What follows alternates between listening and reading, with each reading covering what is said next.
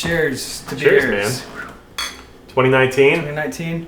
We brewed up the Tiny Bottom Pale Ale. Pretty simple grain bill. It's like 78% pale malt, a little under 7% Crystal 15, a little under 7% of Vienna malt, right around 5% of Victory, and about 3% of Crystal.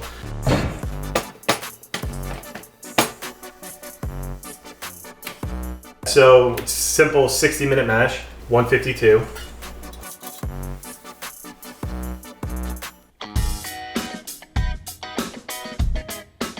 Recipe created by Marshall Schott of Brulosophy. Yeah, if you're not familiar with Brulosophy, you should be. It's a website started in 2014. They're best known for their beer experiments.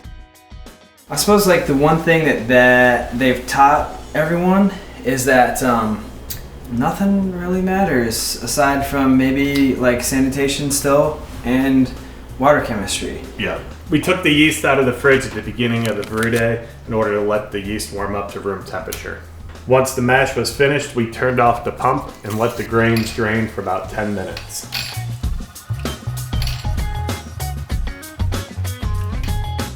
In order to bring the wort up to a boil, we set the controller to 100% of power. We then disconnected the hoses. There she be.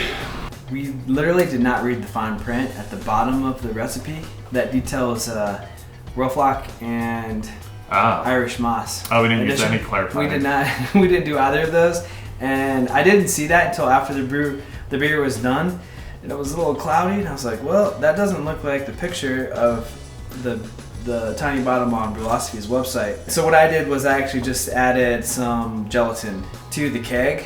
And it's like 36 hours in, and it's cleared up actually quite a bit. Yeah, it's almost clear. It's pretty clear. Yeah, that's pretty dark clear.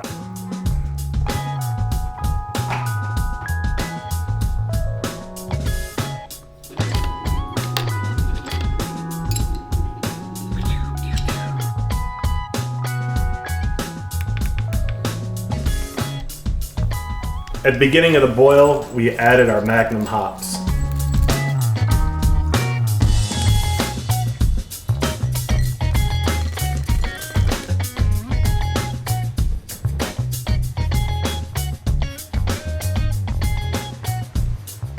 With 25 minutes left in the boil, we added the Pearl hops. With 10 minutes left in the boil, we added our first edition of Fuggle hops. When brewing it, our volumes were off, as you can see in the video. We boiled off a bit much because we used our 240 controller and used the 120 controller profile. And they have different boil off rates. So when I put in the beer split, I clicked the wrong profile. So we just added some water back to make up the volume, hit all of our numbers still. With 2 minutes left in the boil, we added our last edition of Fuggle hops. So we finished up the boil, we chilled the wort down to 66 degrees. Right on the money.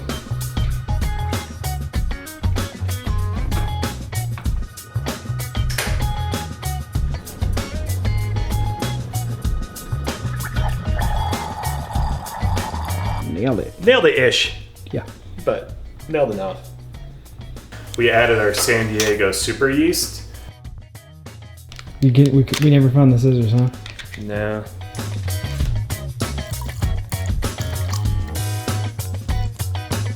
There you go.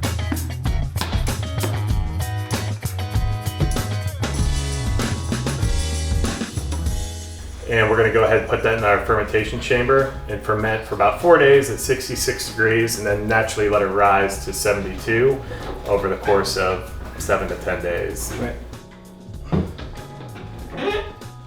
Bam. Crisp American malts, European hop schedule. We've dubbed it the Euro-American Pale Ale. We also embellished the name a bit.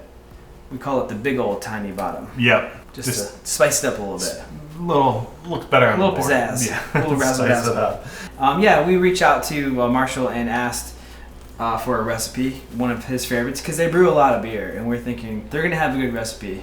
Yeah. If anybody's gonna have a good recipe, so We brewed this one up as originally brewed for the purpose, I guess, of just making a big batch of yeast starter. That was his original purpose, yeah. Yeah, he thought it turned out great. We think it tastes great as well. It's super tasty. It really is nice. So I would say if you haven't brewed it, definitely brew it. We have the full recipe on our website with the appropriate ingredients for our brewing equipment.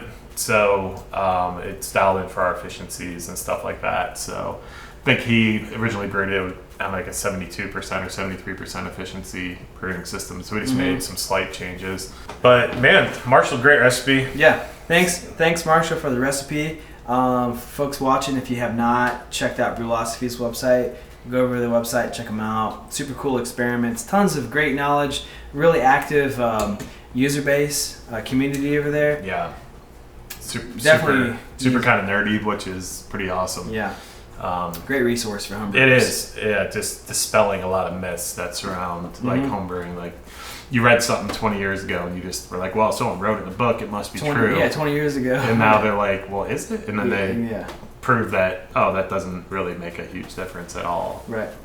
Pretty neat. Yeah. I'm really into it. So. Yeah. Cheers. Well, cheers. Thanks for watching. Yeah. We'll catch you on the next one. Let us know if you have any questions. Hit up our website, clawhammersupply.com. See ya.